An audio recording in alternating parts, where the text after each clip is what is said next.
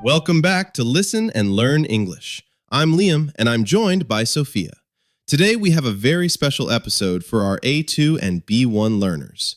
If you're looking to improve your listening and speaking skills naturally, you're in the right place. Hi, everyone. I am so excited for today's topic.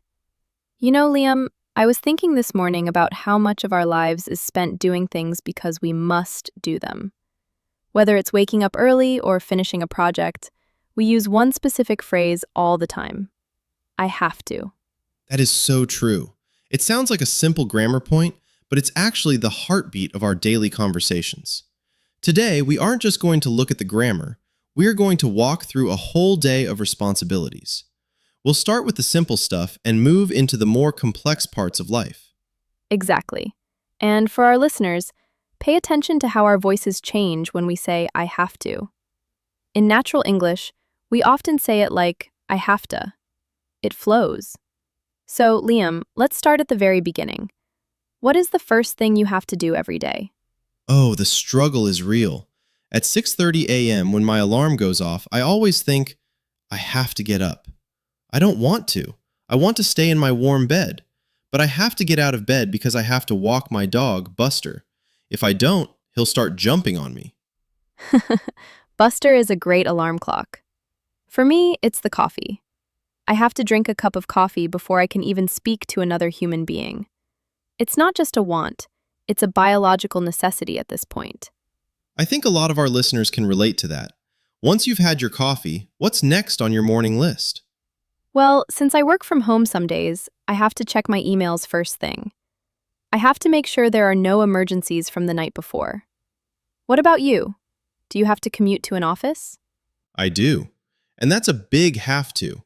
I have to catch the bus at 8:15 a.m. If I miss it, I have to wait 20 minutes for the next one, and then I have to explain to my boss why I'm late. That's the thing about I have to. It usually implies a consequence. If you don't do the thing, something bad happens. You miss the bus, you're late. You don't feed the dog is unhappy. Right. Now, let's move into the afternoon. This is where things get a bit more difficult or serious. In the morning, it's routine. In the afternoon, it's often work responsibilities. For example, today, I have to finish a report by 5 p.m. That sounds stressful. I have a similar day. I have to meet with a new client. When you meet someone new in a professional setting, you have to be very careful with your language. You have to be polite, you have to listen closely, and you have to take good notes. Do you find that you have to change your personality a little bit when you're in those meetings? A little bit. I have to be more formal. I can't use as much slang as I do when I'm talking to you. That's fair. Now, let's talk about the have to of adult life. The stuff no one likes. I'm talking about chores. I have to do the laundry tonight. My basket is overflowing. Oh, I hate laundry. But for me, the worst one is the grocery store. I have to go grocery shopping because my fridge is completely empty. There is literally only a bottle of mustard and some old celery in there. Mustard and celery? That's a sad dinner, Sophia. You definitely have to go to the store. I really do. But let's look at how I have to changes when we talk about other people. Like, my brother has to find a new job. It's not just about us. It's about the pressures everyone feels. That's a good transition, Sophia. Let's talk about those bigger life have-tos. These aren't daily chores, they are life requirements. For example, if you want to live in a foreign country, you have to apply for a visa. That's a long and difficult process. Or if you want to become a doctor, you have to study for many, many years. It's a huge commitment. You have to be dedicated. It makes me think about our listeners. They are learning English. To get better, they have to practice every day. They have to listen to podcasts like this one. They have to speak out loud, and they have to be patient with themselves. That's such an important point. You can't just want to speak English. You have to put in the work. But it's not all bad. Sometimes I have to can be used for something positive, right? Like, you have to see this new movie. Oh, interesting. Yeah, we use it to give strong recommendations. Sophia, you have to try this pizza place down the street. It's incredible. I'm not saying there's a rule that you must eat there, but I'm saying it's so good that it feels mandatory. I love that. You have to hear this song. Or, you have to meet my friend Sarah. She's hilarious. It adds energy to the conversation. Let's dive a bit deeper into the difficult side of this phrase. Sometimes we have to make choices where both options are hard. Like, I have to tell my friend the truth even though I know it will hurt their feelings. That's a tough one. That's a moral have to. Or, I have to decide between two job offers. Both are good, but I have to choose one and give up the other. That's the have to of decision making. It really shows how much responsibility is baked into the English language. Even when we talk about the past, we use had to. Yesterday, I was so busy I had to work until 9 p.m. And the future. I'll have to call you back later. It's everywhere. You know, Sophia, I was thinking about the word must. We don't use must very often in daily conversation, do we? Not really. Must feels very heavy and formal. If I say, I must go to the store, I sound like I'm in a period drama from the 1800s. I have to is much more natural for A2 and B1 learners to use in everyday life. Definitely. It's much more friendly. Let's go back to the idea of daily life. Let's imagine a very busy day. Sophia, walk me through a day where you have to do everything. Okay, challenge accepted. First, I have to wake up at 5 a.m. because I have a flight. I have to pack my bags the night before, but I always forget something, so I have to double-check my list. Then I have to call a taxi to take me to the airport. At the airport, I have to wait in a long security line. I'm getting stressed just listening to this. It gets worse. Once I land, I have to find my hotel, but my phone battery is dying, so I have to find a charger quickly. Then I have to prepare for my presentation the next morning. That sounds like a lot of pressure, but that's real life, isn't it? We move from one have to the next. But I think the key to being a happy person and a good English learner is finding the things you want to do inside the things you have to do. That's very philosophical, Liam. I like it. For example, I have to cook dinner every night, but I try to make it fun by listening to music while I do it.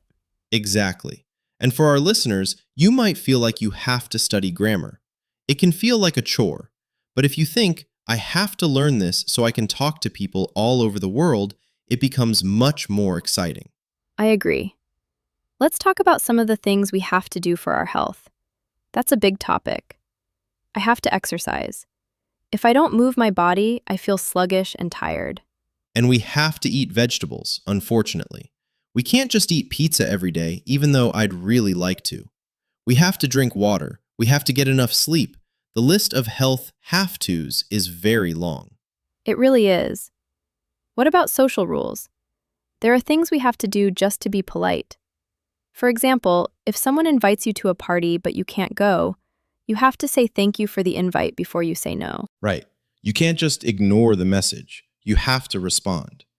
Or if you're at a dinner party and the host cooked a meal you don't particularly like, you have to be kind and at least try a little bit. Oh, that's a classic social have to. You have to be a good guest. Let's look at the negative side for a second. I don't have to. This is actually a really great phrase because it means you have freedom. Oh, I love I don't have to.